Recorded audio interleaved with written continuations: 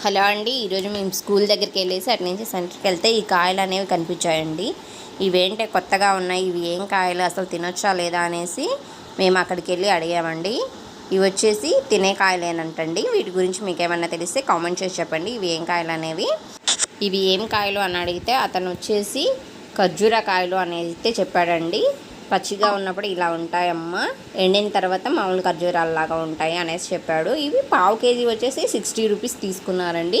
చూడండి, మనకు ఒక్క కాయ కూడా ఎక్స్ట్రా వేయలేదు. ఇవి అయితే చాలా అంటే చాలా రేటు ఉన్నాయని చెప్పాడండి. మదనపల్లి అవతల నుండి తీసుకురావాలమ్మా, చాలా దూరం నుంచి, చాలా కాస్ట్ ఉంటాయని చెప్పాడు. వీటితో పాటు నేరేడు పండ్లు కూడా అమ్ముతున్నాడు. సరేలే, ఈ ఫ్రూట్స్ అసలు ఎలా ఉంటాయి ఏంటనేసి నేను ఒక ఫ్రూట్ తిని చూస్తే లోపలైతే సీడ్ ఉందండి. ఇవి యాపిల్ లాగా ఉన్నాయండి. మీకు వీటి గురించి తెలిస్తే కామెంట్ చేసి చెప్పండి. Thank you. హలో అండి. ఈరోజు మేము స్కూల్ దగ్గరికి వెళ్ళేసి అటు నుంచి సెంటర్కి వెళ్తే ఈ కాయలు అనేవి కనిపించాయండి. ఇవేంటే